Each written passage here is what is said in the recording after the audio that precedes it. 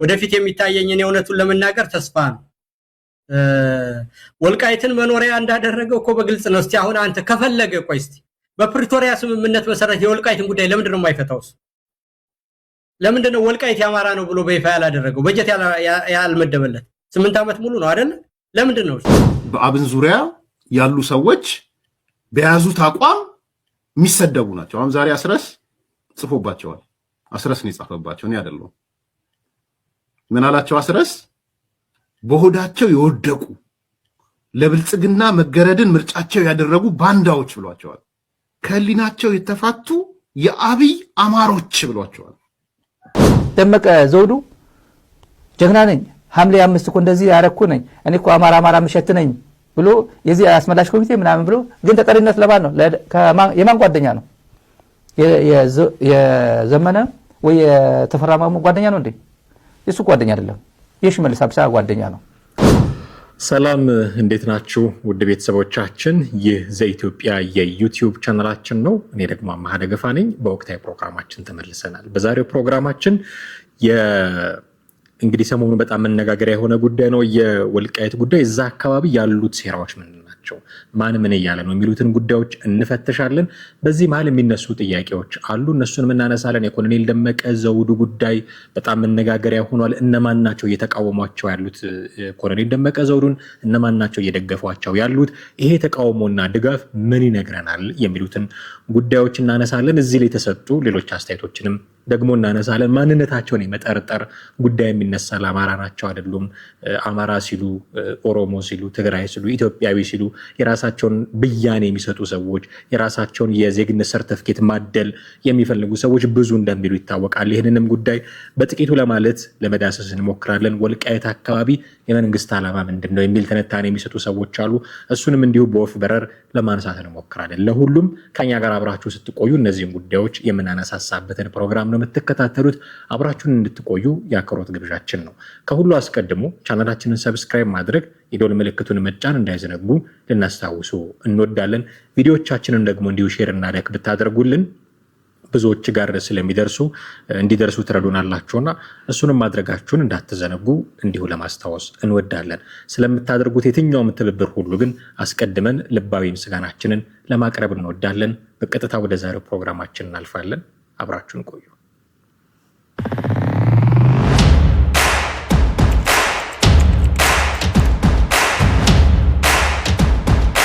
ቅድም ወደ አነሳሳቸው ጉዳዮች በመግቢያ ላይ ወደ አነሳሳቸው ጉዳዮች ከመግባቴ በፊት ግን አንዳንድ ቦታዎች ላይ የድሮን ጥቃቶች መፈጸማቸው እየተገለጠ ነው።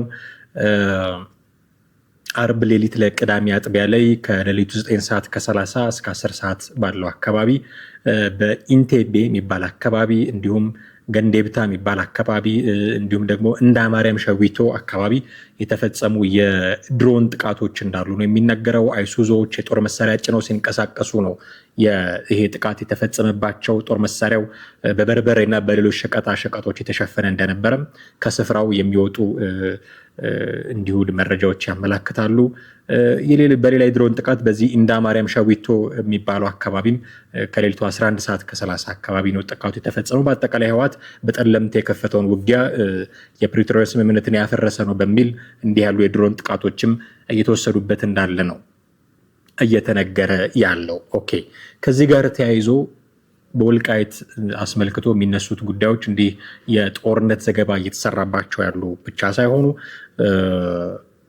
ሀሳቦችም ትንታኔዎችም የሚሰጡባቸው ጉዳዮች ናቸው። እነዚህ ጉዳዮች እንዴት ባለ ሁኔታ ነው ሃንድል እየተደረጉ ያሉት፣ እነማን ምን እያሉባቸው ነው የሚሉትን ጉዳዮች ለማነሳሳት እንሞክራለን። በዚህ ዙሪያ የፕሪቶሪያው ስምምነት ፈርሷል አልፈረሰም የሚለው ጉዳይ እንዳለ ሆኖ በፕሪቶሪያው ስምምነት መሰረት የፌዴራሉ መንግስት ወልቃይትን ለአማራ መስጠት አለበት የሚል አቋም ሲያራምዱ ሰማዋቸው ኢንጂነር ይልቃል ጌትነት። እስኪ የሚናገሩትን ነገር ጥቂት እንስማና ይሄ ነገር ተገቢ ነው ወይ የሚል የጥያቄዎች ለማንሳት እንሞክራለን። እስኪ እሳቸውን ሰምተን እንመለስ። ወደፊት የሚታየኝን የእውነቱን ለመናገር ተስፋ ነው። ወልቃይትን መኖሪያ እንዳደረገው እኮ በግልጽ ነው። እስቲ አሁን አንተ ከፈለገ ቆይ እስቲ በፕሪቶሪያ ስምምነት መሰረት የወልቃይትን ጉዳይ ለምንድን ነው የማይፈታውስ? ለምንድን ነው ወልቃይት ያማራ ነው ብሎ በይፋ ያላደረገው? በጀት ያልመደበለት 8 ዓመት ሙሉ ነው አይደል? ለምንድን ነው? ያ ማለት የአማራ ነው ብሎ ሰጥቷል። አሁን አብይ ግን የብልጽግና ወታደር ነው እዛው ያለው። የብልጽግና አባላት ናቸው እዛው የሚያስተዳድሩት። ያንን ግን በጀቱን በጅቶ ለአማራ ትክክል ያንተ ነው ብሏል አብይ ካፉ ወጥቷል አላለም። ያ ማለት አብይ እየተጫወተብን ነው። ያ የአማራ ነው ብሎ መስክሮ በትክክል ሰጥቶ እውቅና አድርጎ በፕሪቶሪያ ስምምነት አድርጎት በኋላ እንኳን ቢሆን አንድ ነገር ነው። ፋኖ የሚቆጣጠረው ምንም አይነት መሬትና ግዛት የለው። ባህር ዳርም ቢሆን ወልቃይትም ቢሆን በአብይ እጅ ነው ያለው። ፋኖ ምን ያርግ ነው የሚባለው? ስለዚህ አብይና ፋኖ ምንድነው በህዋትና ብልጽግና ሲጣሉ ከገዳይ ጋር ከብልጽግና ጋር ሆንልኝ ነው የብልጽግናን ጥቅም ለማስከበር ምን ማለት ነው ማለት ነው። በዘላቂው የአማራ ጥቅም ከሆነ በአማራ እውነተኛ ጥያቄዎች ላይ ያለን እምነት ግልጽና የታወቀ ነው። ለማንም ያለ ድርሻው ያለ ፍትህ የአማራን ጥቅም አሳልፈን የምንሰጥበት ምንም ምክንያት የለውም። ፋኖም ይሁን አጠቃላይ አማራም ይሁን ሁሉም ቢሆን በስስትም ደግሞ ያለ አግባብ ልውሰድ የሚል ሰው ካለ የሚመጣውን ነገር በትክክል ያውቃል። ስለዚህ አሁን ይሄንን መጫወቻ አድርጎ ሽብልቅ አድርጎ በአማራና በትግራይ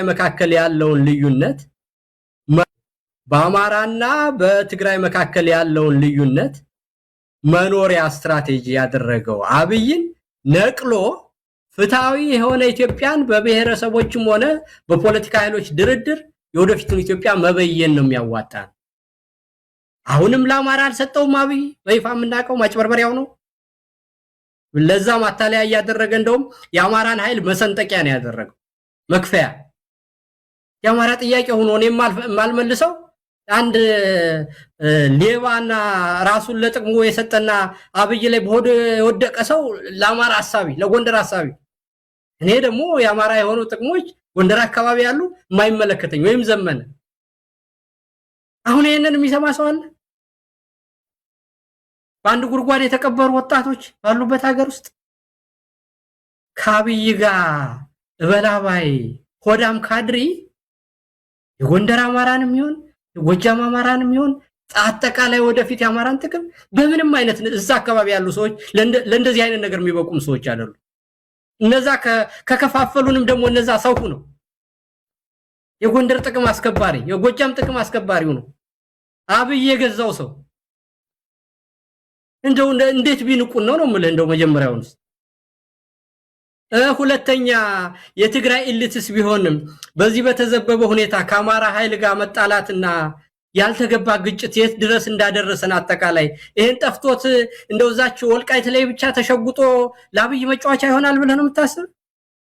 የአብይ ሆዳም ካድሪ አስቦ የትግራይን ኢሊት ሊያታልለው ይችላል ነው ወይ? እኔ አልጠራጠርም በአብይ እውነት ማን መሰል እንዴ ደግሞ በተግባር አልፈውታል እኮ ቁስሉ ትኩስ በነበረበትና ክፍቱ ነው ገና በሚያቃጥልበት ጊዜ እኮ አልፈውታል። አማራን ንውጋኑ እስከ መሳሪያችሁ ተቀመጡ ሲላቸው እኮ ዞር በል ብለውታል እኮ የትግራይ ኃይሎች። እና አሁን ተመልሰው እሱ ጋር ዘው ብለው ይገባሉ ብዬ እንዴት ሞኝ ያረጋቸዋለሁ ነው የምልህ።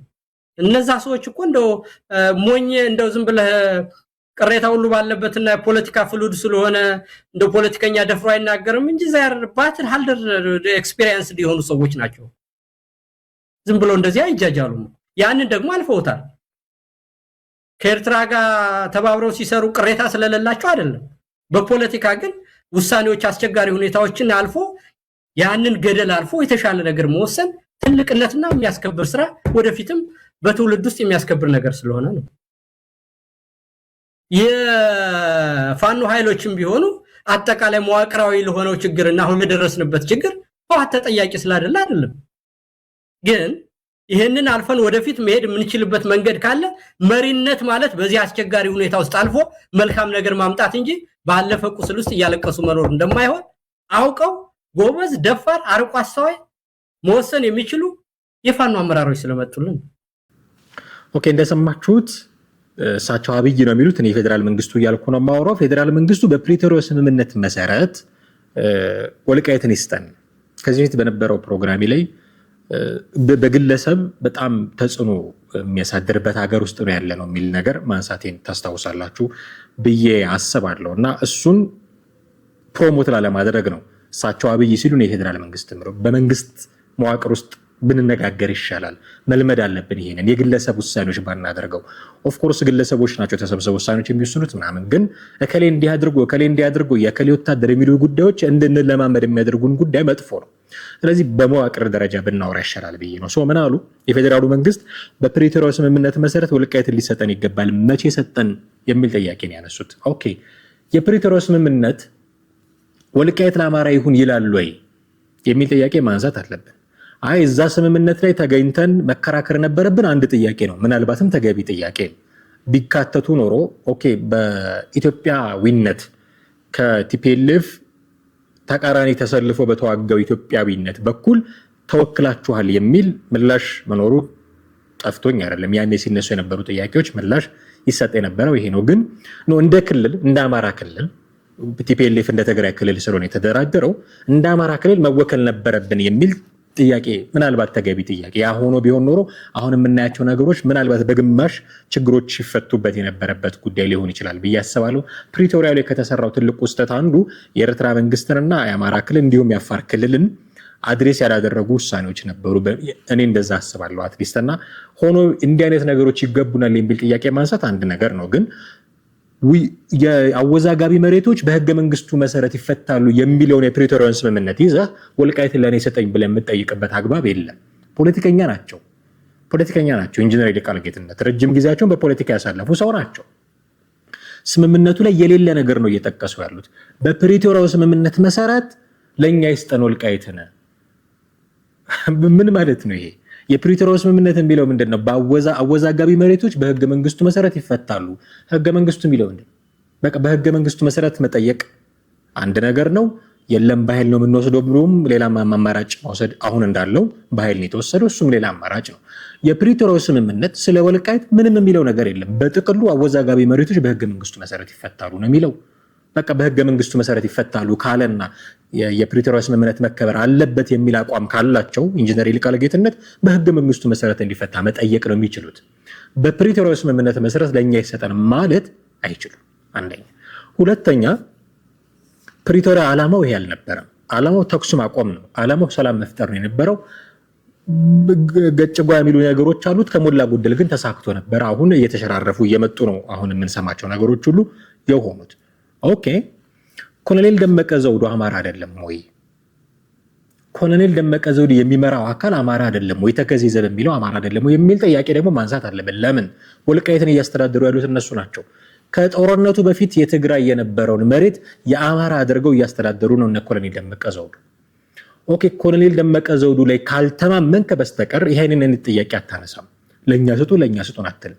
ይዛችሁት ዝም ብሏል መንግስት። ለማስለቀቅ የከፈተው ጦርነት የለም። የትግራይ መሬት ነው ብሎ ለመስጠት የከፈተው ጦርነት የለም መንግስት። ይሄው ስንት ዓመቱ። ኦኬ በጀት አልተመደበልንም የሚል ጥያቄ እንደሚነሳ አውቃለሁ። ለማን ብሎ ይስጥ? ለአማራ ብሎ ቢሰጥ የሚያኮርፉት የቲፒኤልኤፍ ሰዎች አሉ። ለቲፒኤልኤፍ ብሎ ቢሰጥ የሚያኮርፉ የፋኖ የአማራ ሰዎች አሉ። ለማን ብሎ ይስጥ? ይሄ አይነት ዳይለማ ውስጥ ነው ያለው መንግስት። የሆነ ሚንስ ፈጥሮ በስፔሻል ኬዝም ቢሆን በጀት መለቀቅ ነበረበት ለቦታው። ምክንያቱም እዛ የሚኖረው ሰው መጎዳት ስለሌለበት የሆነ ሚንስ መፈለግ ነበረበት። ስህተት ነው በጀት አለመለቀቁ። ግን በማን በኩል ይልቀቀው? በአማራ ክልል በኩል እንደምታውቁት የፌዴሬሽን ምክር ቤት ቀመር የሚሰራው የበጀት ቀመር የሚሰራው በክልሎች ነው እንጂ በዞኖች በወረዳዎች ምናምን አይደለም። ስለዚህ ወልቃይት የትግራይ ክልል አካል እያለ በትግራይ በኩል ይላክለት ነበር። አሁን ግን እያስተዳደረ ያለው ራሱን ወልቃይት የአማራ መሆን አለበት ብሎ የሚንቀሳቀስ በዛ ኮሚቴ መስርቶ በሚንቀሳቀሱ ሰዎች አማካኝነት ነው። በጉልበት ተይዞ ነው ያለው። በዚህ በኩል ቢሰጥ ኦኬ ይሄንን ነገር ኢንዶርስ አድርጎታል መንግስት የሚል ኮርፊያ መምጣቱ አይቀርም ከቲፒኤልኤፍ ሰዎች። ስለዚህ እንዲህ አይነት ዳይለማ ውስጥ ያለን መንግስት አንሳና ስጠኝ በጀት እንደዚህ ያደርግ የሚሉ ጥያቄዎችን ለመጠየቅ አስቻይ ሁኔታዎች አሉ ወይ? በጀት በክልል በኩል ስለሚሄድ ወልቃይት አልደረሳትም ለማን ክልል ተብሎ ይሰጣት በሚል ግን የሆነ መንገድ ግን መፈለግ ነበረበት። መጨከን በዚህ ደረጃ ይሄው ስንት ዓመቱ መጨከን አልነበረበትም። እዛ አካባቢ ያሉ ሰዎች ማድነቅ ይገባናል። ያለ በጀት እየኖሩ ነው። ያለ በጀት እየኖሩ ነው። እኔ ኮሎኔል ደመቀ ዘውዱን አቶ አሸተ ደምሉን የማደንቀው በዚህ ነው። ያለ በጀት እያኖሩት ነው፣ አካባቢውን እየኖሩ ነው፣ እያስተዳደሩ ነው። አይ ዶንት ኖ ከየት እንደሚያመጡት ኢንካማቸው ምን እንደሆነ ግን እየኖሩ ነው። ኦኬ እየኖሩ ነው። ማድነቅ ያስፈልጋል። እነሱን አደነቅን ማለት ግን መንግስት የሰራው ልክ ነው ማለት አይደለም።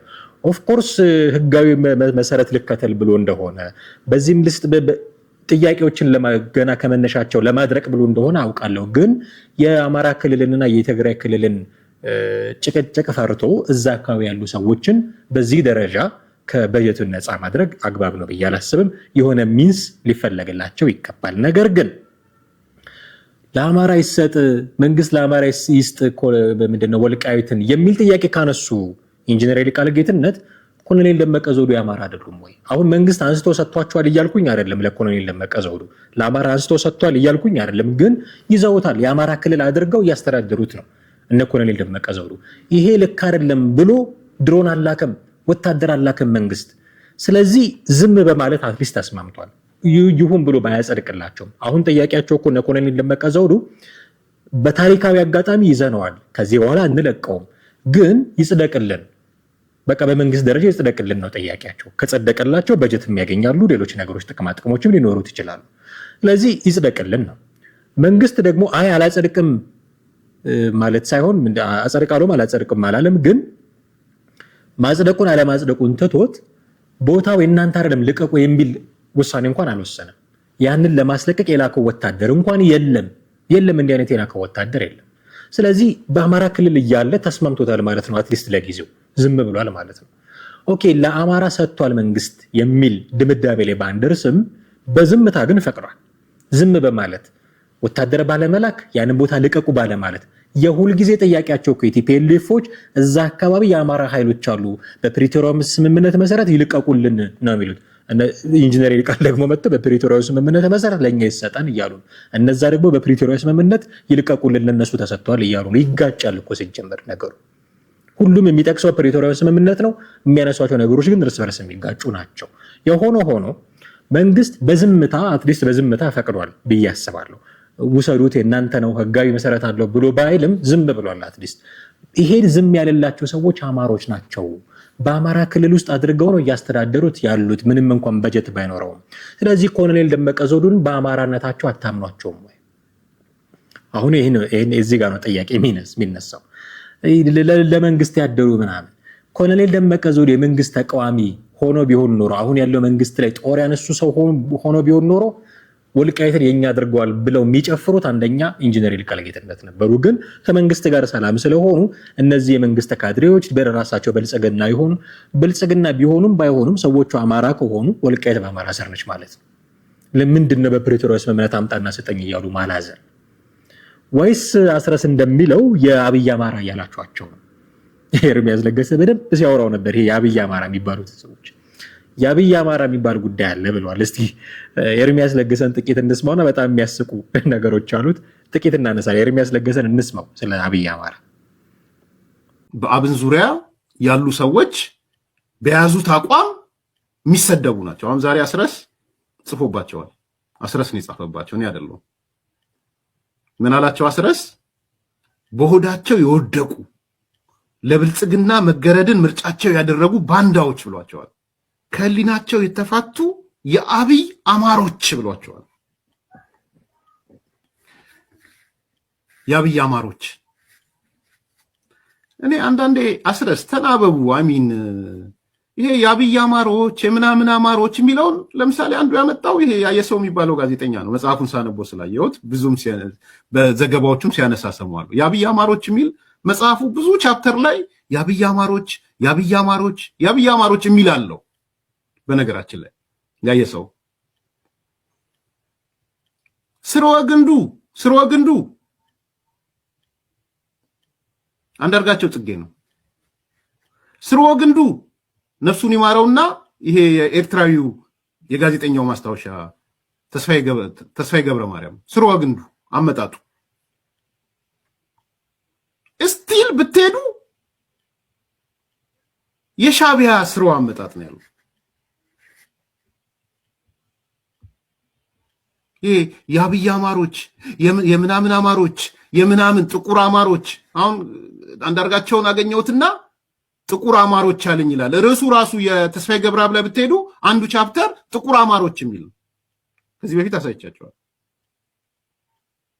ጥቁር አማሮች ማለት ምን ማለት ነው? ለህወሓት ያደሩ አማሮች ማለት ነው በዴፊኒሽን። ተስፋዬ ገብረአብ አስተማራቸው፣ አንዳርጋቸው አስተማራቸው። አሁን እነ ያየ ሰው ይዘው መጡ። መጽሐፉ በሙሉ ተሰብስቦ ቢታይ የአብይ አማሮች ይላል።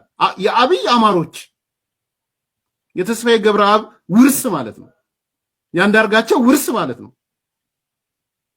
አንዳንዴ አይደብርም? አስረስ ከሰው ዝም ብለህ መኮረጅ አንደኛ እሱ ነው። በአስተሳሰብ ደረጃ ኦኬ ሻቢያ ጋር ስላደራችሁ ሊሆን ይችላል። አይ ዶንት ኖ ያየሰውን አላውቅም። ሳቀርቶ ግን አይመስለኝም።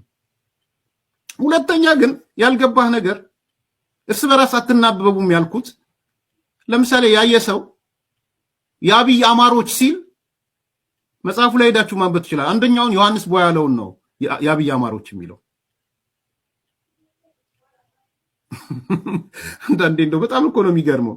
ዮሐንስ ቦያለው በያየሰው እምነት የአብይ አማሮች ውስጥ ነው ያለው። እንዳይገርማችሁ ገዱ አንዳርጋቸው በያየሰው እምነት የአብይ አማራ ነው በመጽሐፉ ላይ። እኔ አይደለሁም በመጽሐፉ ላይ ነው።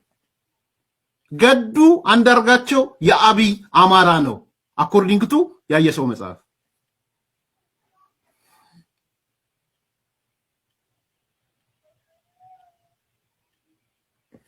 ዶክተር ፓርላማ ያለው የአብኑ የነበረው ወይም አብን የሆነው ዶክተር ደሳለኝ ጫኔ በያየሰው መጽሐፍ የአብይ አማራ ነው። የአብይ አማሮች ውስጥ አለበት ደሳለኝ ጫኔ። ክርስቲያን ታደለ የአብይ አማራ ነው በያየሰው መጽሐፍ ውስጥ። የአብይ አማሮች ውስጥ ነው ያሉት። እና ምንድነው እያወራ ያለው? የትኛው ነው የአብይ አማሮች? አንዳንዴ የሆነ ነገር ዝም ብለህ መጅረጥ አድርገህ ስታመጣ ስትኮርጅ ስትቀዳ የምትቀዳበትን ኮንቴክስት ማያወቅ ያስፈልጋል። ቱ ቢግን ዊዝ ከሻቢያ ነው ብያቸዋለሁ። ሻቢያ ኢስ ኦኬ የእናንተ ገዣችሁ ስለሆነ። ሁለተኛ ግን ዴፊኒሽን ላይ አሁን ያልኩት ነው። እነ ያየሰው ሲጽፉ የአብይ አማሮች ሲሉ እነ ዮሐንስ ቦያለውን እነ ክርስቲያን ታደለን እነ ማነው ስሙ ዶክተር ደሳለኝ ጫኔን ገዱ አንዳርጋቸው ነው ሌሎችን ጨምራችሁ የአብይ አማሮች እነዚህ ናቸው።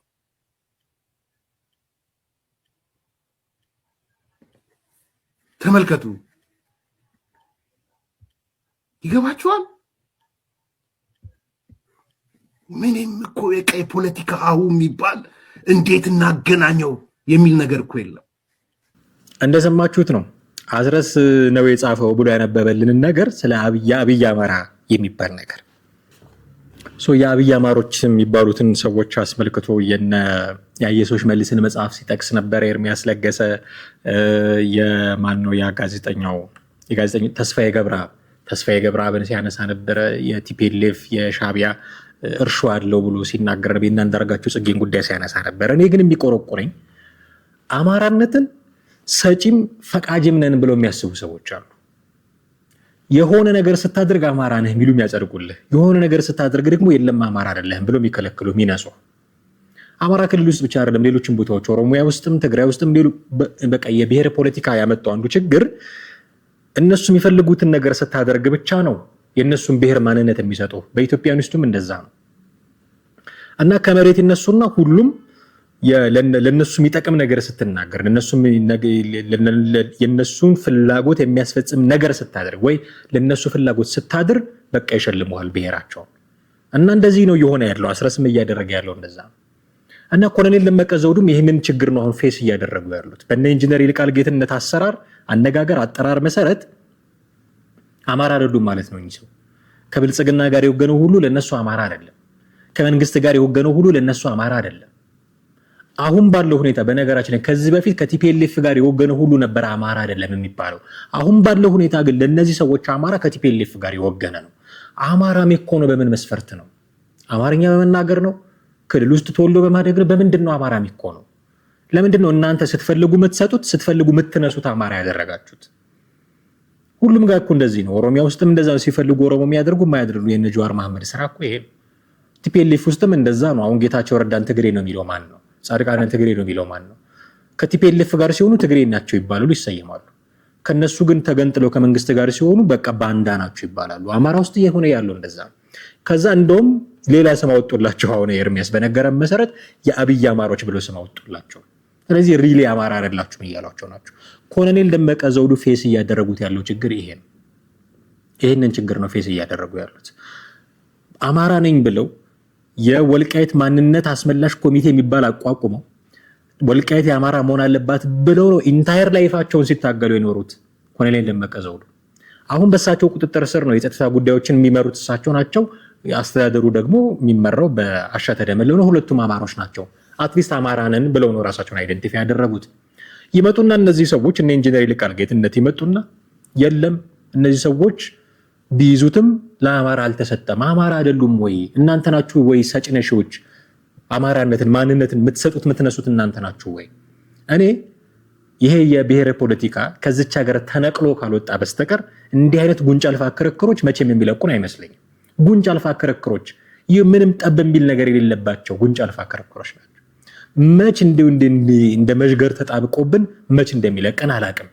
ከመሬት ተነስቶ ማንነትህን ሊበይንልህ ይፈልጋል። ከመሬት ተነስቶ ዜግነትህን ሊበይንልህ ይፈልጋል። ከመሬት ተነስቶ መታጊያ ሞቲቭህን ሊበይንልህ ይፈልጋል። በዚህ ካልተንቀሳቀስ ከአንተ ምኑን አማራውን ብሎ ሊበይንልህ ይፈልጋል። ስትንቀሳቀስ ካገኘ አማራነትን ይነሳሃል፣ ወይ ደግሞ እንደዚህ እንደሰማችሁት የአብይ አማራ የሚል ታፔላ ይለጥፍብሃል። መች እንደምንላቀቅ ከዚህ ጉዳይ አላውቅም። የብሔር ፖለቲካ የሚባል ነገር ተነቅሎ ካልወጣልን በስተቀር ፖለቲካችንን ሰው መሆን ላይ፣ ሰውነት ላይ፣ ዜግነት ላይ ካልመሰረትን በስተቀር። ስለዚህ ኮሎኔል ደመቁም ፌስ እያደረጉት ያለው ችግር ይሄ ነው። ኮሎኔል ደመቁ በሁለት ወገን ነው እየተመቱ ያሉት። አሁን ከፋኖ ወገን፣ ከነዘመነ ካሴ ወገን፣ ከነ ኢንጂነር ይልቃል ወገን እነዚህ ሰዎች ትክክለኛ አማራ አይደሉም የሚል ጥያቄ ነው የሚነሳባቸው። ከተጋሩ ወገንም ደግሞ እንዲሁም የሚነሳባቸው ጥያቄ አለ። ስታሊን ለዚህ ማሳያችን ነው። የሚናገረው ነገር ሰምተን እንመለስ። ደመቀ ዘውዱ ጀግና ነኝ፣ ሐምሌ 5 እኮ እንደዚህ ያረኩ ነኝ፣ እኔ እኮ አማራ ምሸት ነኝ ብሎ የዚህ አስመላሽ ኮሚቴ ምናምን ብሎ ግን ተጠሪነት ለማን ነው? የማን ጓደኛ ነው? የዘመነ ወይ የተፈራ ማሞ ጓደኛ ነው እንዴ? የሱ ጓደኛ አይደለም። የሽመልስ አብዲሳ ጓደኛ ነው። ትዕዛዝ ምናምን የሚቀበለው የሱ ነው። አንድ ጓደኛ የደውሎለት ዛሬ ምንድነው ምናምን በቃ መጣ እንደዚህ ምንም ሊያናግራቸው የሆነ ጭንቀት ውስጥ ነው ያለው። ምን ውስጥ እንደነበረ ስልኩ የሰማሁት ነበር። ችግር ውስጥ የሆነ የገጠመው ይመስላል። የሆነ ነርቨስ ሆኖ ነው ስልክ ያናገረው ነበርና በአግባቡ አላናገረው። እንደሰማችሁት ነው። ስታሊንም ደመቀ ዘውዱ ተጨንቋል ይላል። ተጨንቋል፣ ደመቀ ዘውዱ ተጨንቋል፣ ተደውሎለት እንደዚህ እያለ ብዙ ነገር ሲያወራ ሰምተናል። በሁለት በኩል ነው ተቃውሞ። እንደ ግና ዳቦ ከላይም ከታችም እሳት እየነደደበት ያለ ሰው ሆኗል አሁን ኮሎኔል ደመቀ ዘውዱ በሁለት በኩል። ይሄ በነገራችን ላይ የአንድነቱ ማሳያ ነው። የአንድነቱ ብለው የፋኖና የቲፒኤልኤፍ አንድነት ማሳያ ነው። ሰውየው አንድ ነው። ኮሎኔል ደመቀ ዘውዱ ይባላል። ወልቃይትን ተቆጣጥሮ እያስተዳደረ ያለው እሱ ነው። የተከዜ ዘብ የሚባል ሰራዊት አቋቁመዋል። ብቅ ቢሉ መመለስ እንችላለን የሚል አቋም ፈጥሯል። አሁን ይሄንን ሰው ሁለት የተለያየ አቋም ያላቸው ሰዎች ይቃወሙታል። ወልቃይት የአማራ ነው የሚሉት ፋኖች እና እነ ኢንጂነር ይልቃል ጌትነትም ይቃወሙታል። ወልቃይት የትግራይ ነው የሚሉት እነ ስታሊንም ይቃወሙታል። ለምን? ሁለቱም አካላት የተለያየ አቋም የያዙት አካላት አንድን ሰው እንዲህ በጋራ የሚቃወሙት ከሆነ አንድ ናቸው ማለት ነው፣ ዞሮ የሚገናኙት። ስለዚህ ቅድም ወልቃይት ላይ ያላቸውን የፋኖችን አቋም ስንገመግም እነ ኢንጂነር ይልቃል ጌትነትን አቋም ስንገመግም ሪሊ ፍላጎታቸው የአማራ እንዲሆን ነው ወይ የሚል ጥያቄ ማንሳታችንም ለዚህ ነው። የአማራ እንዲሆን ከሆነ ፍላጎታቸው በፕሪቶሪያው መሰረት ይሰጠን የሚል አቋም ሪሊ ካላቸው ኮሎኔል ደመቀ ዘውዱ ይዘውታል። ሲጀመር በፕሪቶሪያው ስምምነት መሰረት ሊሰጣቸው አይችልም። በህገ መንግስቱ መሰረት ይፈታ ነው የሚለው የፕሪቶሪያው ስምምነት። ግን ኮሎኔል ደመቀ ዘውዱ በታሪካዊ አጋጣሚ ይዘውታል። ያን አካባቢ እያስተዳደሩት ነው። የአማራ አድርገው እያስተዳደሩት ነው። ምንም እንኳን በጀት ባይለቀቅለት። ኦኬ፣ ከቲፒኤልኤፍ ጋር በአቋም አንድ ስለሆኑ እነዚህ ሰዎች መልቀቅ አለብን እያሉ ነው። ኮሎኔል ደመቀ ዘውዱ አማራ አይደለም እያሉ ነው ብዙ ጥያቄ እንድናነሳ ያደርገናል። ግን ኮሎኔል ደመቀ ዘውዱ እንደገና ዳቦ በሁለት በኩል እሳት እየነደደባቸው። ስለዚህ ኮሎኔል ደመቀ ዘውዱ ፌስ እያደረጉት ያለው ችግር አንደኛ የማንነት ችግር፣ አማራ ነህ የሚሉት አሉ፣ የለም አማራ አይደለም የሚሉት አሉ። ይህንን ፌስ እያደረጉ ነው። ወልቃይትን እያሉ የኖሩ ሰው ናቸው። ወልቃይትን እያለ የሚኖር ሰው ኮሎኔል ደመቀ ዘውዱን እንዴት አድርጎ ሊቃወም እንደሚችል ብዙ አላውቅም፣ ብዙ አይገባኝም። ግን እንዲህ አይነት ችግር ፌስ እያደረገ ነው። ሁለተኛ ደግሞ በሁለት በኩል ነው የሚቃወሙት። ትግራዮችም ይቃወሙታል፣ ፋኖችም ይቃወሙታል። ወልቃይትን የያዘው እሱ ነው። ለምንድን ነው የሚቃወሙት? ኦኬ ለምንድን ነው የሚቃወሙት? አፍተሮል ወልቃይትን የአማራ የማድረግ ትልም አለኝ የሚል ሰው እንዴት ነው በፋኖች ተቃውሞ የሚደርስበት? ኦኬ በእነዛኞቹ ምክንያቶች ልናነሳ እንችላለን። ወልቃይትን ይዟል፣ የአማራ አድርጎታል፣ እየጨቆነ ነው ምናምን የሚሉ እነ ስታሊን ጥያቄ ሊያነሱ ይችላሉ። እነ ፋኖ እነ ኢንጂነር ይልቃል ጌትነት ለምንድን ነው ጥያቄ የሚያነሱት? መመርመር ያስፈልጋል ማለት ነው። ምናልባት አንድ የመጨረሻ ጉዳይ እናንሳ። ወልቃይትን አስመልክቶ መንግስት የያዘው ሚና ምንድን ነው የሚለውን የሚተነትኑ ሰዎች አሉ። እስቲ የፋሽን ያለምን ትንታኔ ጥቂት እንስማና ምን ያህል ያስኬዳል የሚለውን እንፈትሻለን። አሁን ለተፈጠረው ጦርነት ዋናው አፋጣኝ ይሄ ሲባል ህወሓት በወልቃይትና ጠገዴ ወይም በራያ ጉዳይ ላይ አጀንዳ የለውም ወይም እነዚህ ቦታዎች ወደ ትግራይ እንዲካለሉ ፍላጎት የለውም እያልኩ አይደለም። ትልቁ ግቡ ስትራቴጂክ ግቡ እሱ ነው። አክቹዋሊ ከዛ ከፍ ያለው ኢትዮጵያን መቆጣጠር ነው። ካልሆነ እንኳን ሌላው ቢቀር እነዚህን ቦታዎች ይዞ መቀጠል ይፈልጋል። መለስተኛ ግቡ ነው ማለት ይችላል። ዋቴቨር ግን በወልቃይት ጉዳይ ላይ ቲፒኤልኤፍ ያለው አቋም ማንም ያውቀዋል። ነገር ግን ያንን ለማስመለስ ብሎ አሁን ባለበት የተዳከመ ሁኔታ ጦርነት ይጀምራል ብዬ ደግሞ አላምንም። ይልቅ ጦርነት እንዲጀምር የሚያስደርጉ ወይም የሚገፋፉ ሌሎች ምክንያቶች አሉ ብዬ አምናለሁ፣ በሁለቱም ወገኖች፣ በብልጽግናም በህወሓት። አንደኛው ፍርሃት ነው፣ ሁለተኛው አለመተማመን ነው። በእኔ ግምገማ እንደምታውቀው የአብይ አህመድ መንግስት የህወሓት ኃይሎች የፋኖ ኃይሎች እና የኤርትራ መንግስት ጥምዶ ነው ምናምን አዶነ ዋታ ጥምዶ ይስባው በትግርኛ በጣም ሪውን ምናምን አላውቅም ጥምዶ ብለው መስርተው ሊወጉኝ ነው የሚል ስጋት አለው። በዚህ የተነሳ እንቅልፉን አጥቷል። የነዚህ እውነት እነዚህ ኃይሎች ተጣምረዋል አልተጣመዱም? እኔ ለበሬ ነው ጥምዶ ማቀው። ተጣምደዋል አልተጣመዱም መረጃው የለኝም አላውቅም። ተጣምደውም ከሆነ ግን እነዚህን ሶስት ኃይሎች መከፋፈል ይፈልጋል። እነዚህን ሶስት ኃይሎች ለመከፋፈል በተለይ ደግሞ ህወሓትና ቲፒኤል ማነው ፋኖ እውነት እንደተባለው ምን አይነት አሊያንስ እንደፈጠሩ ምን አይነት ጥምዶ እንደፈጠሩ አላውቅም። ግን አትሊስት ሁለታችንም ብልጽግናን እንውጋ ብለው ተነጋግረው ከሆነ ወይም እኔ ብልጽግናን ስወጋ አንተ አትውጋኝ ተባብለው ተነጋግረውም ከሆነ ምን እንደሆነ ምን እንዳላቸው ስለማላውቅ ዋቴቨር ግን ብልጽግና እንደሚለው ኢቭን ተጣምደውም ከሆነ ብልጽግና እነዚህን ኃይሎች ለመከፋፈል በተለይ የፋኖ ኃይሎችን በሁለት መልኩ አንደኛ ከህወሓቶች እና ከኤርትራውያን ጋር ለመነጠል ተጣምደው ከሆነ እያልኩ ነው። በነገራችን ላይ ተጣምደዋል እያልኩ አይደለም፣ ግን ከሆነ ሁለተኛ ደግሞ ፋኖች በሀገር ከሃዲነት ወልቃይትን አሳልፈው እንደሰጡ ወይም እንደሚሸጡ አድርጎ ከአማራው ህዝብ ጋር ለማጣላት የተጠቀመበት ስልት ሊሆን እንደሚችል መገመት ይቻላል። የአሁኑ ግጭት በብልጽግና ውስጥ የፈጠረው ፍርሃት ቲፒኤልኤፍን ወደ ጦርነት እየገፋፋው እንደሆነ በአንድ በኩል ይሰማኛል። ይሄ ጥምዶ በተለይ ደግሞ ፋኖ አንድ ከሆነ በኋላ ቲፒኤል ማነው ብልጽግና እንቅልፍ እንዳጣ በግልጽ እያየን ነው። ስለዚህ ለቲፒኤልኤፍን ሞር እያሰጋው የመጣው የፋኖ ኃይል ነው እንጂ የቲፒኤልኤፍ ኃይል ነው ብያለሁ። ይሄ ፍርሃትና አለመተማመን በብልጽግና ውስጥ በከፍተኛ ደረጃ ሲንጸባረቅ ያለው።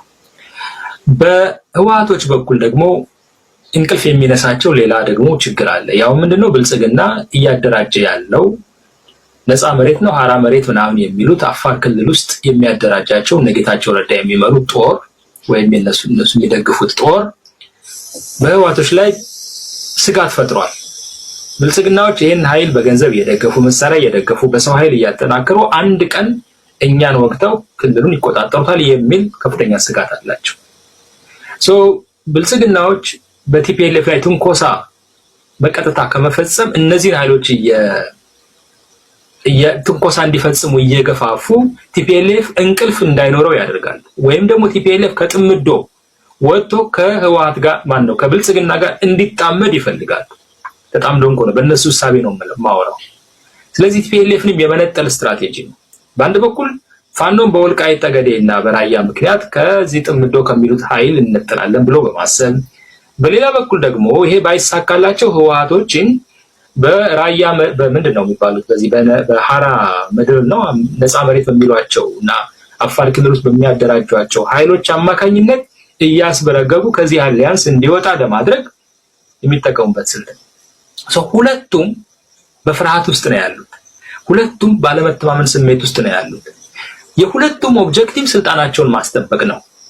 ሁለቱም ቲፒኤልኤፍን በትግራይ ውስጥ ከቻለ በመላው ኢትዮጵያ ካልቻለ በትግራይ ውስጥ ኃይል ሆኖ መውጣት ነው የሚፈልገው። ብልጽግና አሁን ያለውን ስልጣን አስጠብቆ መቀጠል ነው የሚፈልገው።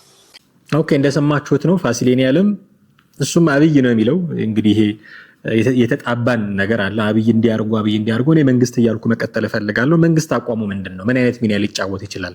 እዚህ ላይ የሚለውን ነገር ሲያነሳ ጽምዶን ለማፍረስ ነው መንግስት ይህንን የሰሞኑን ጉዳይ የፈለገው፣ ተኩሱንም እንዲከፈት ያደረገው እሱ ነው የሚል እምነት አለው እና የፋኖ እየተጠናከረ ስለመጣ ነው ይህንን ነገር ማድረግ የፈለገው የሚል እምነት አለው። ኦኬ ጽምዶን ማፍረስ ኃጢአት አይደለም። በመጀመሪያ ደረጃ ጽምዶን ማፍረስ ኃጢአት አይደለም። ጽምዶን ማፍረስ ማለት የኤርትራ መንግስትን ህቡ ዓላማ ህቡ አጀንዳ ከኢትዮጵያ ገለል ለማድረግ ማለት ነው። የኤርትራ መንግስት አሁን ስለ ኢትዮጵያ ምን እንደሚናገር ምን እንደሚል እናውቃለን። ኦፍ ኮርስ እነ ፋሲሌን ያለም ለኤርትራ ስስ ልብ አላቸው እናውቃለን። ያ ስስ ልባቸው ለኤርትራ እንዲያደሉ ከኢትዮጵያ ይልቅ ኤርትራን እንዲያስበልጡ አድርጓቸው ሊሆን ይችላል። እሱን እኔ እረዳለሁ። ግን ጽምዶን ማፍረስ ኃጢአት አይደለም። ጽምዶን ማፍረስ ማለት ኢሳያስ አፈወርቂ አስመራ ላይ ሆኖ በመቀሌ በኩል አሻግሮ አዲስ አበባ ውስጥ አንዳች ነገር ለማድረግ የዘረጋውን እጅ መቁረጥ ማለት ነው። ጽምዶን ማፍረስ ማለት ኃጢአት አይደለም። ጽምዶን ማፍረስ ማለት ከካይሮ የሚነሳን የኢትዮጵያን የመበታተን ሰንሰለት መበጠስ ማለት ነው። ጽምዶን ማፍረስ ማለት የኢትዮጵያን ብሔራዊ ጥቅም ለማስከበር እርምጃ መውሰድ ማለት ነው። ጽምዶ በሻቢያ እና በቲፒኤልኤፍ መካከል የተደረገ ነው ብለን ካመንን ሻቢያ ኢትዮጵያ ውስጥ ጉዳይ ውስጥ ምን ይሰራል? ስለዚህ እሱን ማፍረስ ተገቢ ነው። ከቲፒኤልኤፍ የሀገር ውስጥ ጉዳይ ስለሆነ ዲል በምታደርግበት መንገድ ዲል ታደርጋለህ። ከሻቢያ ጋር፣ ከኤርትራ መንግስት ጋር፣ ከኢሳያስ አፈወርቅ ጋር ምንድነው ዲል የምታደርገው? ስለዚህ ጽምዶን ማፍረስ ማለት ሊያንገበግብህ የሚገባ ጉዳይ አይደለም። መሳያመቁ ማነው ፋሲሌን ያለው ትክክለኛ ውሳኔ ነው የሚሆነው። መፍረስ አለበት። ችግሩ ምንድነው? ያነሳው ነገር ላይ ይሄንን ለማፍረስ ነው የወልቃይትን ጉዳይ የተጠቀመው መንግስት እያለ ነው። ወልቃይትን ለዚህ ተጠቅሞበታል ብዬ አላምንም። በዚህ አሁን ባለው ሰዓት ላይ ሌላ እሳት መለኮስ ይፈልጋል ብዬ አላምንም። መንግስት እኔ ጻድቅ ናቸው መንግስት ውስጥ ያሉ ሰዎች እያልኩኝ አይደለም። የሚነሳባቸው ችግር የለም፣ የነሱ ስራ እጹብ ድንቅ ነው፣ ምንም ችግር የለባቸውም እያልኩኝ አይደለም። አሁን ባላቸው ችግር ላይ ሌላ የወልቃይት ችግር መፍጠር ይፈልጋሉ ብዬ ግን አላምንም። ያሉትን ችግሮች ሃንድል ማድረግ ነው የሚያስቀድሙት ብዬ አምናለሁ። ኢትዮጵያ የአፍሪካ ህብረትን ልታስተናግድ ነው፣ ዓለም አቀፍ ስብሰባዎች እየመጡባት ነው ምናምን እያለ ኢትዮጵያ ሰላም መሆኗን መናገር ለሚፈልግ መንግስት ሌላ ደግሞ ወልቃይት የሚባል ችግር ራሱ መቆስቆስ ይፈልጋል ብዬ አላምንም። ቆስቆሶታል። ምርጫ ከፊቱ ለሚመጣበት መንግስት ይሄው ሀገሪቱን ሰላም አድርጌያለሁ ብሎ በምርጫ ማሸነፍ ለሚፈልግ መንግስት ሌላ ወልቃይት የሚባል ትኩሳት እንደገና መፍጠር ይፈልጋል ብዬ አላምንም። ስለዚህ ጽምዶን ለማፍረስ ወልቃይትን እንደ ሰበብ ተጠቅሞበታል የሚለው ይፋሲል የኔ ዓለም ትንታኔ በዚህ መንገድ ፉርሽ ይሆናል ብዬ አስባለሁ። ኦኬ ሌላው ትንታኔ ምንድነው? ይፋሲል የኔ ዓለም ፋኖ አስፈርቶት ነው ይሄን ጦርነት የፈለገው። ስቲል ጦርነቱን የከፈተው መንግስት ነው የሚል እምነት ነው ያለው ማለት ነው። ቲፒኤልኤፍ ነው የከፈተው የሚል እምነት የለውም ማለት ነው። ጦርነትን አይፈልግም መንግስት ብሎ እንደሚያምን አንድ አካል ፋኖ ስለተጠናከረበት ጦርነት ከፍቷል ብዬ አላምንም። ፋኖ ከተጠናከረበት ጦርነቱን እንደውም የሚያበዛው ፋኖ ላይ ነው። የጦር አቅሙን የሚጠቀመው ፋኖ ላይ ነው እንጂ ሌላ ደግሞ ፋኖ ላይ ያለውን ትኩረት የሚከፋፍልበት ሌላ ትኩረት አይፈልግም። በእርግጥ ይገባኛል አባባሉ። እዚህ ጋር ጦርነት ብከት ፋኖ ዝም አይልም፣ ስለዚህ የፋኖ ትኩረት ወደ ወልቃይት ይከፈላል የሚል ትንታኔ እያመጣ ሊሆን ይችላል ፋሲሌን ያለም። ግን እየሆነ ያለው ደግሞ እሱ አይደለም። አንድ ነን እያሉ ነው ፋኖችና ቲፒኤልኤፎች። አንድ ነን፣ የጋራ ጠላታችን አለ። የጋራ ጠላት ነው ወይ የሚለው ጥያቄ ከዚህ በፊት በሰራሁት ፕሮግራም ላይ ጥያቄ የሚነሳበት ሆኖ ግን አለ፣ አትሊስት አለ፣ በንግግር ደረጃ አለ የሚል አቋም ስላላቸው ይህንን ቢያደርግ እንደውም ሊያብሩ እንደሚችሉ ነው የሚገምተው መንግስት።